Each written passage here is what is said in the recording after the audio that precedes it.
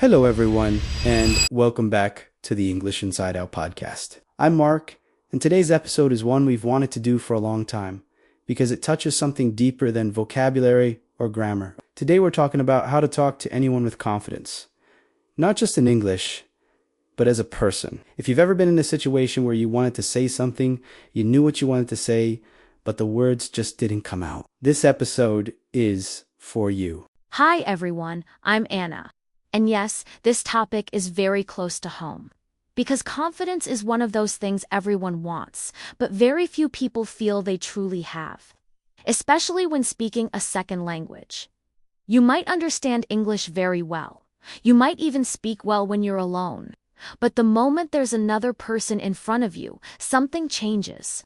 Your heart beats faster, your mind starts racing, and suddenly, English feels far away. Exactly. And the frustrating part is that afterwards, you often think, I should have said that. I knew what to say. Why didn't I just speak? That gap between knowing and doing is what we're focusing on today. Not tricks, not fake confidence, but real, calm, human confidence. Let me describe a situation that I know many listeners will recognize. You're in a group, maybe at work, maybe at a social event, maybe in a class. People are talking, laughing, sharing ideas. And suddenly, the topic changes to something you actually know about. You have an opinion, you have a story, you want to join. But instead of speaking, your brain says, wait, what if I interrupt? What if my English sounds bad?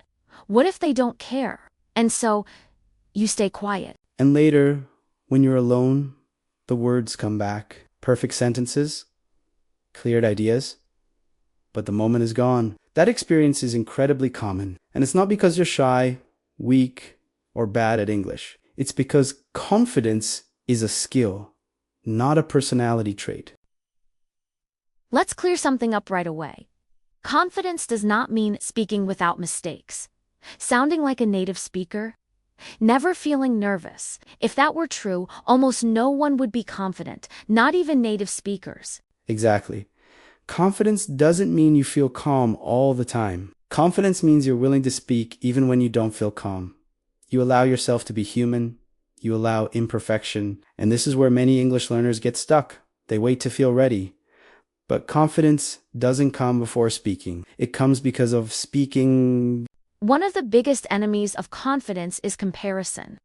You walk into a room and immediately your brain starts measuring. They sound more fluent, they're more confident, they belong here more than I do. And slowly, without realizing it, you make yourself smaller. Yes.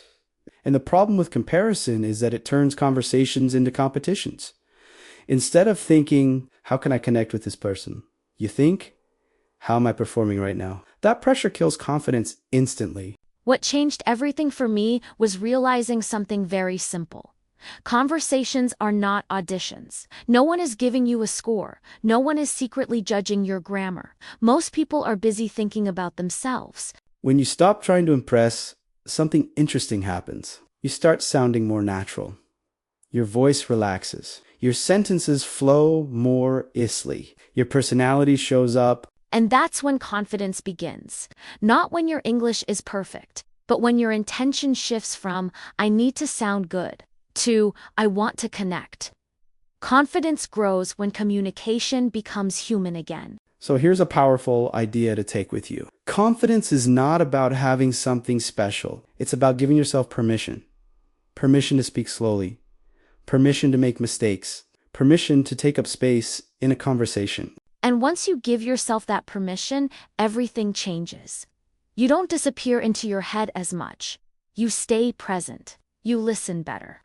You respond more naturally. Now, this is just the foundation. In the next part, we're going to talk about the mental game before a conversation starts. What happens in your mind before you open your mouth? And how to prepare yourself so your brain doesn't freeze. That's where real confidence starts, before the first word. Before we talk about what to say, we need to talk about something even more important. What happens inside your mind before you speak? Because most confidence problems don't start in the mouth. They start in the head. Exactly. For many people, the moment before speaking is full of noise. Thoughts like, say something smart, don't make a mistake. Speak fast, don't be awkward. And when your brain is full of pressure, it doesn't leave space for language. Your brain can't create while it's busy judging. So the first step to confident conversations is learning how to enter conversations mentally, not just physically. Here's a simple habit that helps a lot. Before you speak, just for 1 second, pause. Not to plan a perfect sentence, not to translate, just pause and breathe. That short pause sends a signal to your nervous system. I'm safe. I'm not in danger. And when your body feels safe, your brain works better. Confidence is deeply connected to calmness, not excitement, not a speedy or calm. You don't need to jump into conversations. You can step into them. Another powerful shift is changing fear into curiosity. Instead of thinking, what if I say something wrong? Try thinking, I wonder what this person thinks. I'm curious about their experience. Curiosity pulls your attention out of your head and into the moment. Fear makes conversations about you. Curiosity makes them about connection, and connection is where confidence lives. Now let's talk about something very real. That moment when your mind goes completely blank, someone asks you a simple question like, how was your week? And suddenly, nothing. That blank feeling doesn't mean you don't know English. It usually means one of two things. One, you're under pressure. Two, you haven't given yourself anything simple to work with. Your brain freezes because it thinks it needs to be interesting. Here's a secret confident speakers know. Simple answers are powerful. You don't need a story. You don't need humor. You don't need something impressive. You can say, it was busy. It was quiet. It was better than last week. And then, pause. That pause invites the other person in. Confidence doesn't mean filling every silence. It means being comfortable with silence. One thing that really helps is having 1 or 2 small ideas ready. Not scripts, not memorized speeches, just simple things from your real life. For example, something you enjoyed this week, something that was difficult, something new you tried. This kind of preparation is gentle. You're not forcing conversation. You're giving your brain a starting point. And when you have a starting point, confidence grows naturally. And remember, you don't always need something prepared. The best conversation material is often right in front of you. The room, the weather, the situation. You can say things like, this place is really busy today. I've never been here before. This music is relaxing. These aren't small comments. They're bridges. If there's one thing we want you to remember from this part, it's this. Confidence doesn't suddenly appear. It grows step by step. One sentence, one pause, one small interaction. And you don't need to feel confident first. You speak first. Confidence follows. In the next part, we're going to talk about how to start conversations naturally, what to say when you walk into a room, and how to join conversations without interrupting or feeling awkward. This is where things start to feel very practical. Now let's talk about something that scares a lot of people more than speaking itself. Starting the conversation, because once the conversation is moving, things usually feel easier. But that first step, that's where many people freeze. Yes, you see someone, you want to talk, and your brain says, okay, but how? The good news is, confident conversations rarely start with perfect lines. They start with simple presence. One of the biggest myths about confident people is that they always know exactly what to say. They don't. What they know is how to start small. Most natural conversations begin with an observation, something both people can see, feel, or experience in that moment. That shared reality creates safety. You can say things like, it's really busy today. This place is nice. I didn't expect it to be so crowded. These sentences are simple, but they open a door. Let's talk about small talk for a moment. Many learners think small talk is useless or boring, but small talk is actually how trust begins. It's like stretching before exercise. Small talk isn't about the topic. It's about the signal. And the signal is, I'm friendly, I'm open, I'm safe to talk to. Another common fear is joining a conversation that's already happening. You don't want to interrupt. You don't want to feel rude. A helpful way to join is to wait for a natural pause, then connect to what was just said. You don't need to change the topic. You don't need to take control. You can say, "That's interesting. I agree with that. I've had a similar experience. Short, respectful, natural." Asking questions is another powerful way to start conversations. But not all questions are equal. Yes or no questions stop conversations. Open questions help them grow. Instead of, "Did you like it?"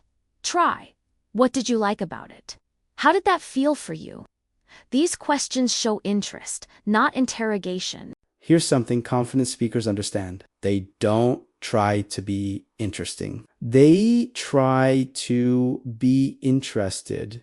When you listen with curiosity, people feel it. And when people feel heard, conversations flow. Confidence grows in that space. One more important point. You don't need special situations to practice. Confidence grows in small, everyday moments. Talking to a cashier, asking a question at work, commenting on something simple.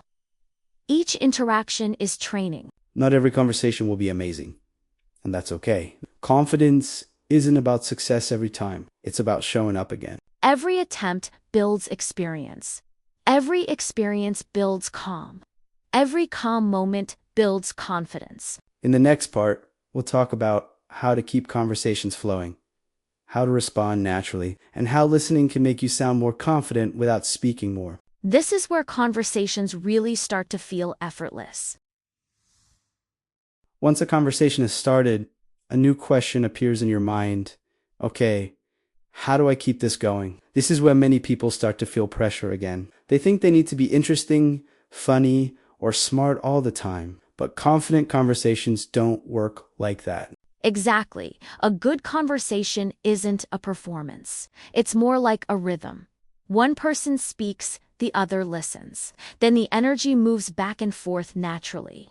And the most important skill here isn't speaking more, it's listening better. People often think confidence means talking a lot, but in reality, confident people are usually great listeners. When you truly listen, 3 things happen.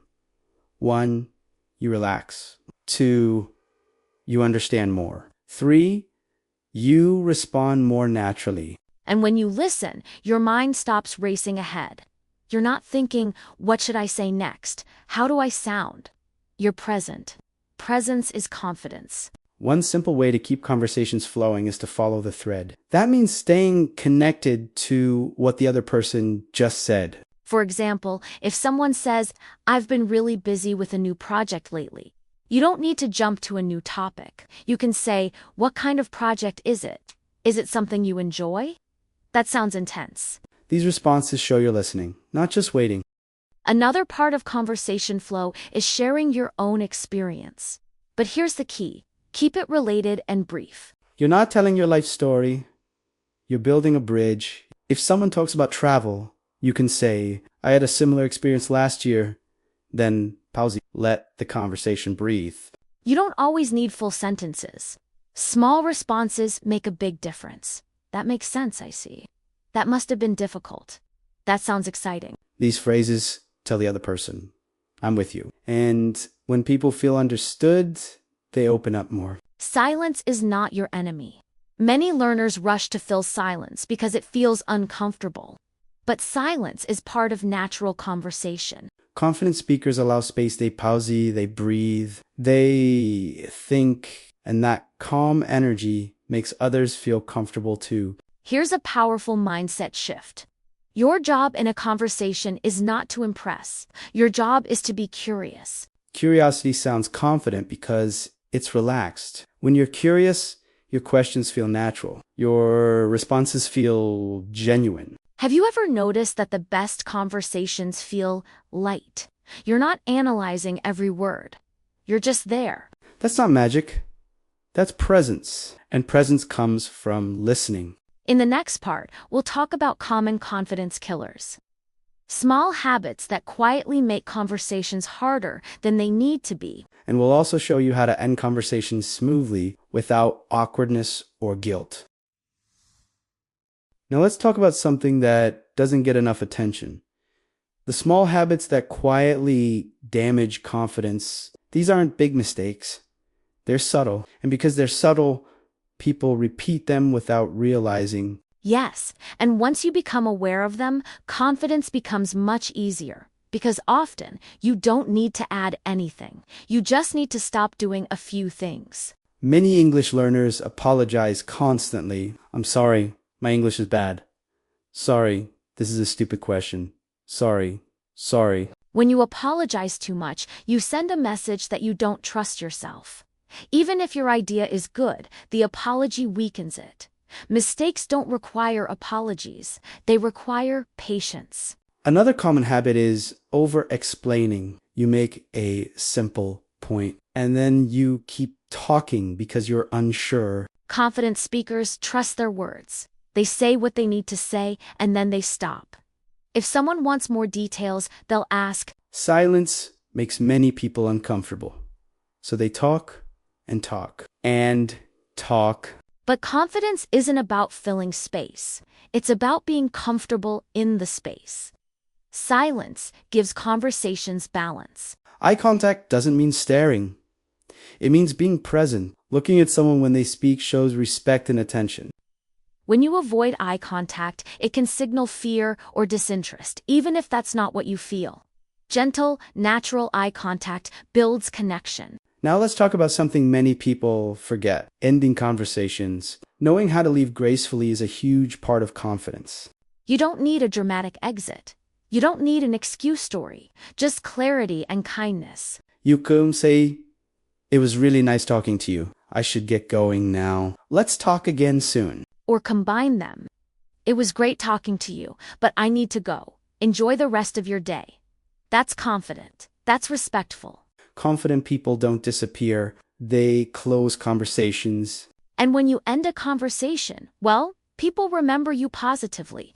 That final moment matters. Let's zoom out for a moment. Confidence isn't about dominating conversations. It's about moving through them with ease. Starting, listening, responding, ending. Each part matters. Confidence grows with repetition. Not overnight, not perfectly, but consistently.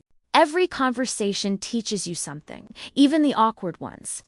Especially the awkward ones. In the final part, we'll bring everything together. Share final encouragement and leave you with one simple challenge you can try today. This is where confidence turns into action.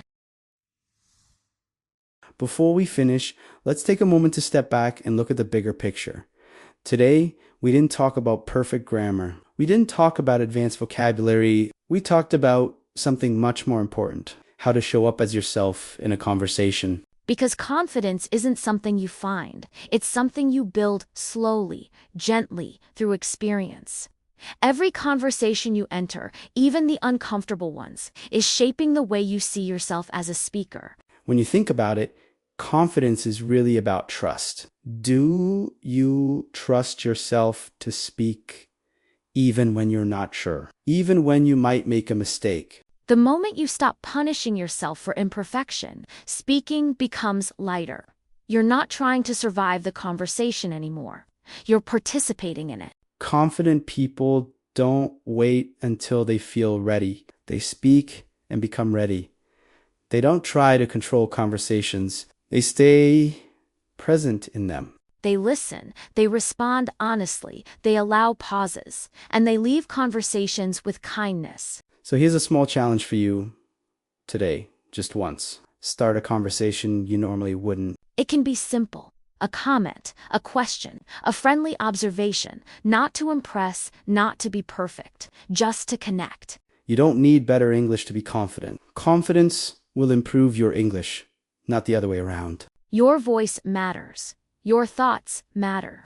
Your English doesn't need permission to exist. If there's one thing we hope you take from this episode, it's this: confidence grows in motion. Every time you speak, instead of staying silent, you strengthen that confidence. Thank you for spending this time with us on the English Inside Out podcast. If this episode helped you, share it with someone who needs a little confidence to. And remember, speaking is not about sounding perfect. It's about being present. See you in the next episode. Bye, everyone.